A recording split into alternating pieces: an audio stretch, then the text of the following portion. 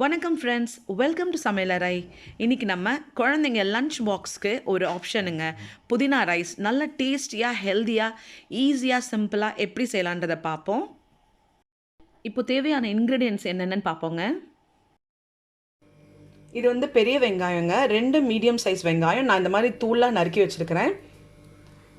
அடுத்தது இங்கே வந்து பச்சை பட்டாணி எடுத்திருக்கேங்க. நிறைய பேர் வந்துட்டு வேர்க்கடலை இல்லைனா முந்திரி பருப்பு போடுவாங்க. என் குழந்தைங்களுக்கு பிடிக்காது அது. அதனால ஒரு ஹெல்தி ஆப்ஷனாக நான் இன்றைக்கி வந்துட்டு க்ரீன் பீஸ் எடுத்திருக்கேன். பச்சை பட்டாணி ரொம்ப நல்லாயிருக்கும். இந்த மாதிரி செஞ்சு பாருங்கள், குழந்தைங்க விரும்பி சாப்பிடுவாங்க. அப்புறம் இங்கே வந்துட்டு புதினா வந்து ஒரு 2 கைப்பிடி ஃபுல்லாக புதினா எடுத்திருக்கேங்க.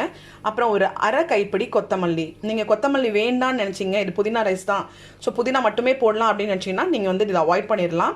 எனக்கு கொத்தமல்லி சேர்க்குறது பிடிக்குங்க.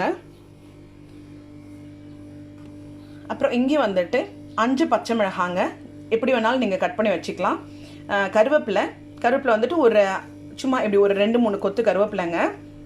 அப்புறம் இங்கே வந்து நாட்டு பூண்டு பல் எடுத்து வச்சுருக்கேங்க. கொஞ்சம் பெருசாக இருக்கிறது தனியாகவும் சின்னது தனியாகவும் வச்சுருக்கேன்.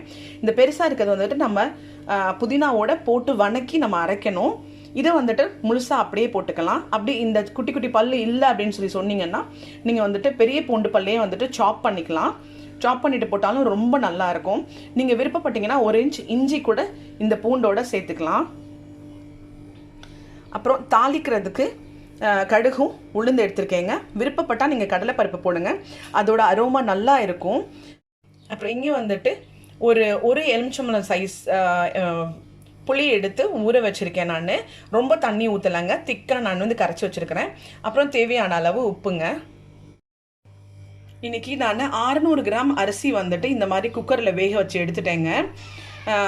தண்ணி வந்துட்டு ஒரு 3/4 டம்ளர், நான் எப்பவும் போடுறத விட 3/4 டம்ளர் கம்மியாக போட்டு வேக வச்சுருக்கிறேன்.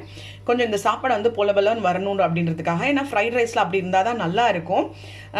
தண்ணி எப்பவும் வைக்கிற மாதிரி வச்சோன்னா கொஞ்சம் குழைவாக இருக்கும் சாப்பாடு, அதாவது ஒன்றோட ஒன்று சேர்ந்துட்டு இருக்கும். அது வெரைட்டி ரைஸ்க்கு அது நல்லா இருக்காது. அதனால நான் இப்படி வச்சுருக்கேன். இல்லை உங்களுக்கு அப்படி தான் பிடிக்கும்னா நீங்கள் அப்படி கூட வச்சுக்கலாம், ஒன்றும் தப்பு இல்லை. அண்ட் நான் இன்றைக்கி வந்துட்டு புழுங்கல் அரிசி எடுத்திருக்கேங்க, பொன்னி புழுங்கல். நீங்கள் பாஸ்மதியில் செய்ய விருப்பம்னா நீங்கள் வந்துட்டு பாஸ்மதியில் கூட செஞ்சுக்கலாம், ரொம்ப நல்லாயிருக்கும். இப்போ அடுப்பில் ஒரு கடாய் ஏற்றிட்டேங்க. நீங்கள் எந்த கடாயில் வந்துட்டு சாப்பாடு செய்ய போகிறீங்களோ, கிளற போகிறீங்களோ அதே கடாயை ஏற்றிக்கோங்க, அது பெஸ்ட்டு. ஏன்னா எல்லா ஃப்ராக்ரன்ஸ், எல்லாம் அந்த அரோமா, எல்லா டேஸ்ட் எல்லாமே வந்துட்டு அந்த கடாயில் இருக்கும். ஸோ அதுலேயே வந்துட்டு சாப்பாடு போட்டு கிளறது பெஸ்ட்டுங்க. ஸோ இப்போது வந்துட்டு நம்ம எண்ணெய் ஊற்றிக்கலாம். நான் இன்றைக்கி நல்லெண்ணெய் ஊற்றுறேங்க. ஒரு 2-3 ஸ்பூன் நல்லெண்ணெய் ஊற்றிக்கலாம்.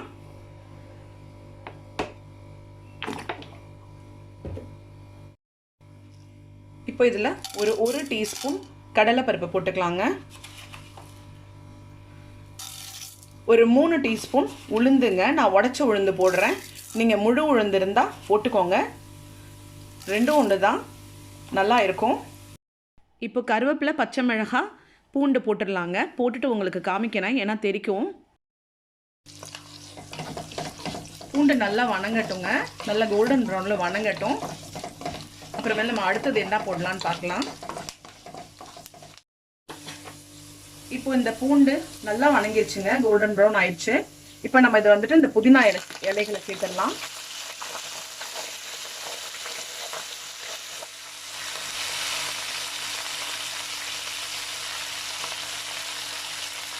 நல்லா வணக்கிக்கலாங்க.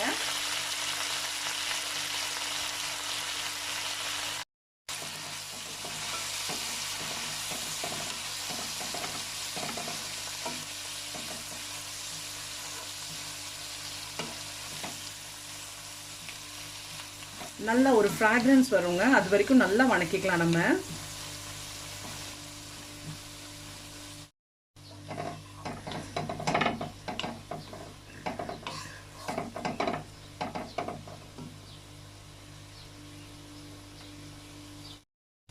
இப்போ புதினா நல்லா வணங்கிருச்சுங்க. இப்போ நம்ம இதில் வந்துட்டு இந்த புளி கரைசலை ஊற்றிடலாம். நான் வந்துட்டு நல்லா திக்காக கரைச்சி வச்சுருக்கேன்னு சொன்னேன் இல்லைங்களா. ஸோ ஒரு ஆளாக்குக்கு 1 டேபிள் ஸ்பூன் கணக்கில் நான் இன்றைக்கி 3 டேபிள் ஸ்பூன் போடுறேங்க. அதனால் கம்மியாக வச்சுக்கலாம், இல்லைன்னா புளி கசந்துரும். 3 டேபிள் ஸ்பூன் ஃபுல்லாக போட்டால் போருங்க. கொஞ்சம் குறைச்சி போட்டிருக்கேன், அதனால நான் இன்னும் 1 டேபிள் ஸ்பூன் போட்டுக்கிறேன். ஃபுல்லாக 3 டேபிள் ஸ்பூன் போட்டால் போதும். நீங்கள் வந்துட்டு முழு புளியாகவும் போட்டுக்கலாம். ஆனால் இந்த மாதிரி ஜூஸாக போடும்போது நல்லா பிளெண்ட் ஆயிருங்க. அந்த சக்கை நம்மளுக்கு தேவையில்லை. இப்போ இது சும்மா ஒரு 10 செகண்ட்ஸ் இதை கொஞ்சம் வணக்கி விட்டுட்டு நம்ம அரைச்சிடலாம். ஆற விட்டு அரைச்சிடலாம். இப்போ இதை ஆறிடுச்சுங்க. நான் ஒரு மிக்சி ஜாரில் நான் ட்ரான்ஸ்ஃபர் பண்ணிட்டேன். இப்போ இதில் வந்துட்டு ஒரு அரை டம்ளர் ஒரு 100 ml தண்ணி ஊற்றி நம்ம இதை நைஸ் ஃபைன் பேஸ்ட்டாக நம்ம அரைச்சிக்கலாம். இதை அரைச்சிட்டு உங்களுக்கு காமிக்கிறேன். இப்போ நான் அரைச்சி எடுத்துட்டேங்க, உங்களுக்கு காமிக்கிறேன். இப்போது நம்ம செஞ்ச வணக்கின அதே கடாயில் ஒரு 3 டேபிள் ஸ்பூன் நெய்யும் ஒரு 4 டேபிள் ஸ்பூன் எண்ணெய் ஊற்றிருக்கேங்க. நீங்கள் வெறும் நெய்யில் செய்கிறதா இருந்தாலும் நல்லா இருக்கும். இங்கே பாருங்கள், இப்போ இதை வந்து நல்லா ஃபைன் பேஸ்ட்டாக நான் அரைச்சி எடுத்துட்டேன். இப்போ எப்படி செய்யுதுன்னு பார்ப்போம். நெய்யும் எண்ணெயும் காஞ்சிருச்சுங்க. இதில் வந்து ஒரு டீஸ்பூன் நான் வந்து கடுகு போட்டிருக்கேன். ஒரு 2 டீஸ்பூன் உளுந்து போட்டுக்கலாம்.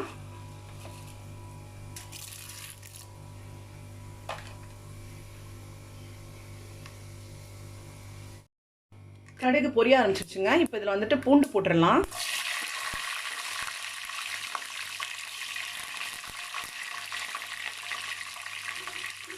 பூண்டோட சேர்த்து கொஞ்சம் கருவேப்பிலையும் 4 வரமிளகாய் போட்டிருக்கேங்க.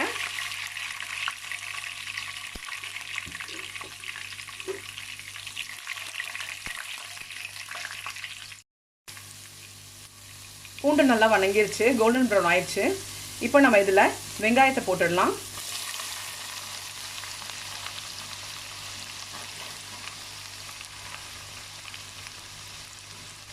சாப்பாடில் புளிப்புத்தன்மை பிடிக்கும், டேங்கினஸ் உங்களுக்கு பிடிக்கும்னா 2-3 டேபிள் ஸ்பூன் நீங்கள் அந்த புளி கரைசலை நீங்கள் எக்ஸ்ட்ராவாக ஊற்றிக்கலாம், ஒன்றும் தப்பில்லை. வெங்காயம் வந்துட்டு ஒரு பாதி அளவு வணங்கினா போதுங்க. ஃபுல்லாக ரொம்ப முறிஞ்சு வேகணும்னு இல்லை, அவசியம் இல்லை, வணங்க வேண்டாம். கொஞ்சம் நறுக்குன்னு இருந்தால் நல்லாயிருக்கும் வெரைட்டி ரைஸ்லலாம். இது வணக்கிக்கலாம். வெங்காயம் வணங்கிருச்சுங்க. இப்போ இந்த க்ரீன் பீஸையும் நான் போட்டேன். இதில் இதுக்கு கொஞ்சோண்டு உப்பு போட்டுடலாங்க.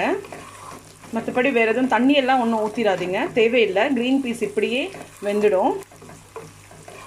ஒரு அரை வேக்காடை வேக வச்சாலும் நல்லா இருக்குங்க, ரொம்ப நல்லது உடம்புக்கு.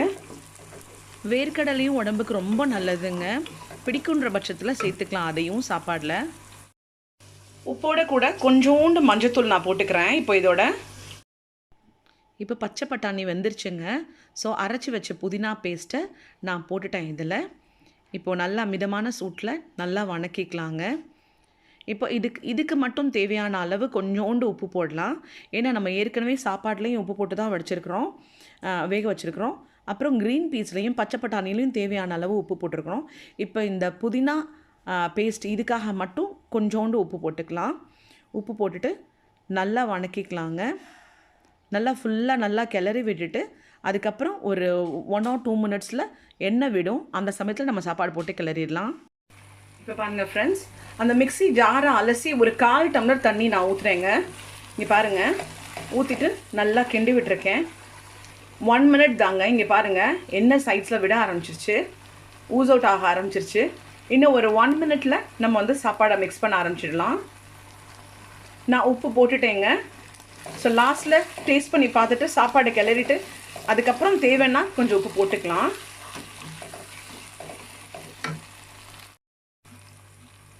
இப்போ சாப்பாடு போட ஆரம்பிச்சிடலாங்க. போட்டு கிளற ஆரம்பிச்சிடலாம். நான் ஃபுல்லாக போட்டுட்டு மிக்ஸ் பண்ணிவிட்டு உங்களுக்கு காமிக்கிறேங்க. இப்போ சாப்பாடு ஃபுல்லாக போட்டு நான் நல்லா மிக்ஸ் பண்ணிட்டேங்க. உப்பும் டேஸ்ட் பண்ணி பார்த்துட்டு தேவையானாலும் உப்பும் போட்டுட்டேன். ரொம்ப சூப்பராக இருக்குங்க, பார்க்கவே நல்லா இருக்குது பாருங்கள். கோல்டனாக ஃப்ரை ஆன அந்த பூண்டு, க்ரீன் பீஸ், வரமிளகாய் எல்லாம் நல்ல ஒரு அரோமா, நல்ல டேஸ்ட் இருக்குங்க. கண்டிப்பாக நீங்களும் இந்த ரைஸ் செஞ்சு பாருங்கள். இப்போ டிஷ் அவுட் பண்ணிடலாங்க.